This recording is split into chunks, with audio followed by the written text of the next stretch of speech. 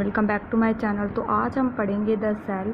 उसे पढ़ेंगे नहीं, पढ़ तो हमने लिया है ऑलरेडी। अगर आपको वो डिटेल लेक्चर देखना है तो हमारे चैनल पे वो भी सर्च करके, और लिंक इज इन डिस्क्रिप्शन में लिंक है, यहाँ पर देख सकते हैं। तो रिवाइज़ करेंगे the cell the unit of life. जो इंपॉर्टेंट पॉइंट्स है वही मैं आपको बताऊँगी जो एग्ज़ाम्स में आ सकते हैं। तो फर्स्ट ऑफ ऑल ये वाला पॉइंट इंपॉर्टेंट है, ये है डेफिनेशन ऑफ सेल। सेल की डेफिनेशन क्या है? Cell is a basic structure and functional unit of life. जो सेल है वो क्या है? Basic structural and functional unit of our life की बेसिक यूनिट है एंड फंक्शनल यूनिट है लाइफ की। ओके, देन जो मेन पॉइंट है दैट इज़ जो टर्म किसने दी थी? जो टर्म है वो किसने दी थी? रॉबर्ट हुक ने। रॉबर्ट हुक ने कब दी थी? 1665 में। It is a cellular level of organization where activities are essential to sustain life. ये वाला इंपॉर्टेंट नहीं है, पॉइंट थर्ड एंड सेकंड नहीं इंपॉर्टेंट। देन जो ये है साइटोलॉजी क्या होता है ये भी आ सकता है। Study of cell is called cytology. Cytology किसे बोलते हैं? Study of cell.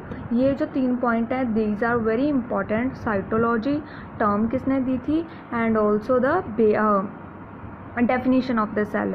एंड यहाँ पर स्ट्रक्चर है वो भी आप एक एक दफ़ा देख लीजिएगा ताकि आपको समझ आ जाए।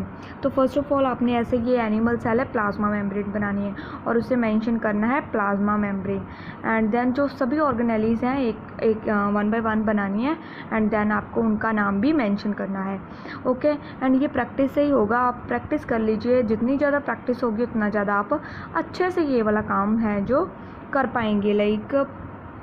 अगर प्रैक्टिस होगी देन आप परफेक्ट बन जाएंगे। ये डायग्राम इजीली बन जाएगी और टाइम भी कम लेगी डायग्राम बनने में।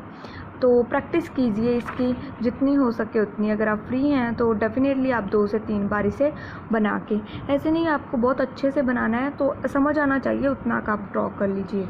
यही थे 3 पॉइंट जो ये वाले पेज में से इम्पॉर्टेंट है, यो आपको याद रखने हैं। ओके, अभी हम नेक्स्ट पेज पे आ चुके हैं। तो यहाँ पर जो टॉपिक स्टार्ट होता है वो है सेल बायोलॉजी।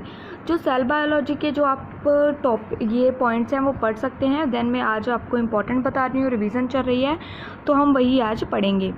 तो ये है principal parts of cell. Main जो पार्ट्स हैं सेल के वो है plasma membrane, nucleus and cytoplasm. Cytoplasm में क्या पाया जाता है? साइटोसोल्स एंड ऑर्गेनेलीज पाई जाती हैं। ओके, तो ये है मेन पॉइंट्स जो मेन पार्ट्स हैं प्रेजेंट सेल में। तो ये भी आ सकता है principal parts of cell that is plasma membrane, nucleus and cytoplasm. Then आप अपने पास आ जाता है प्लाज्मा मेम्ब्रेन और सेल मेम्ब्रेन भी जैसे हम बोलते हैं, उसके पॉइंट्स आ जाते हैं। तो ये बस आउटर मोस्ट कंपोनेंट है सेल का, और ये ऐसे इम्पोर्टेंट नहीं है बिकॉज मैंने पढ़ा रखा है। अगर आपको डिटेल में लेक्चर जानना है तो आप वो वाला मेरा जो लेक्चर है विजिट कर सकते हैं। तो ये रही हमारे सेल के बारे में कुछ पॉइंट्स। फर्स्ट ऑफ ऑल ये आ सकता है स्ट्रक्चर ऑफ प्लाज्मा मेम्ब्रेन। तो आपको स्ट्रक्चर बनानी आ सकती है तो आप इसे भी प्रैक्टिस कीजिएगा। फ्लूइड मॉसिक मॉडल, जो फ्लूइड मॉसिक मॉडल है वो फॉर्मुलेट हुआ था 1972 में। 1972 में मॉडल बना था। ये आपको आ सकता है जो फ्लूइड मॉसिक मॉडल है कब फॉर्मुलेट किया गया था? 1972 में। According to this model membrane has phospholipid bilayer double layer structure composed mainly protein and phospholipids होते हैं। ये यही बताया गया है, एक बाइलेयर स्ट्रक्चर है जिसमें फॉस्फोलिपिड होते हैं और प्रोटीन्स होते हैं मेनली। तो ये तो इतना मेन नहीं। तो ये वाले diagram is main very very important है, तो आप इसे थोड़ा सा प्रैक्टिस कर लीजिएगा। ऐसा नहीं आपको डिट्टो बनानी है तो थोड़ा आप अपनी तरफ से भी एडिशन और गूगल पे सर्च करके जो इजी डायग्राम है वो आप देख सकते हैं।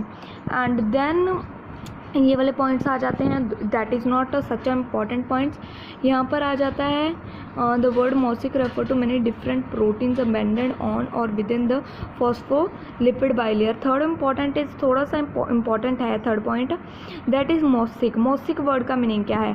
फ्लूइड मॉसिक मॉडल यहाँ पर आपने बोल रखा है ना हमने, तो इसलिए मॉसिक वर्ड का मीनिंग क्या है? मॉसिक वर्ड क्या होता है? Many different proteins इम्बेंडेड on them with in the phospholipid bilayer. जो फॉस्फोलिपिड बाइलेयर है इसमें जो प्रोटीन्स अलग अलग टाइप्स के इम्बेंड हुए हैं, इम्बेंड मतलब स्टक किए गए हैं, स्टक हैं, अंदर प्रेजेंट हैं उसको हम मॉसिक बोलते हैं। ओके, देन आ सकता है प्लाज्मा मेम्ब्रेन में क्या क्या पाया जाता है। लिपिड्स पाए जाते हैं, प्रोटीन्स एंड कार्बोहाइड्रेट्स। ये वाला इंपॉर्टेंट पॉइंट है कि प्लाज्मा मेम्ब्रेन में क्या क्या पाया जाता है, तो आपको याद रखना है 45 to 50% lipid, 45 to 50% protein and 4 to 8% carbohydrates पाए जाते हैं। देन बायोमोलिकुलर लेयर और बाई लेयर आ जाता है। Plasma membrane consist of 2 layer, phospholipid and some protein molecule embedded in them. जो प्लाज्मा मेम्ब्रेन है उसमें 2 लेयर हैं, जो कि ये मैंने पढ़ा रखा है, तो that is not such important thing, that is lipid. Then हमारा लिपिड आ जाता है। जो लिपिड्स हैं वो phospholipid bilayer is compose of 3 type of lipid पाए जाते हैं, that is phospholipid, glycolipid and cholesterol.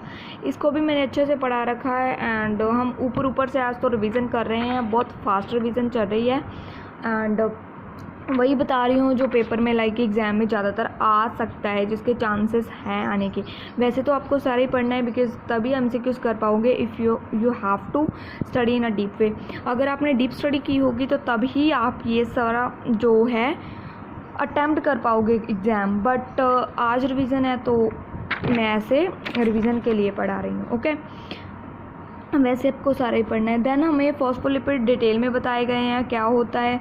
Polar part होता है फॉस्फोलिपिड में, नॉन पोलर पार्ट होता है। देन कोलेस्ट्रॉल के बारे में बताया गया है थोड़ा सा, एंड देन ग्लाइकोलिपिड्स के बारे में बताया गया, तीनों लिपिड्स के बारे में बताया गया है। देन एंड उसके बाद देखें तो यहाँ से जो मैंने लेक्चर नहीं अभी तक अपलोड किए गए, तो मैं जल्दी ही ये वाले लेक्चर भी अपलोड कर दूँगी। ओके, तो I think this revision is इतनी रिवीजन जो पढ़ाया है मैंने करा दी है एंड आप कर लेना। Okay, bye bye.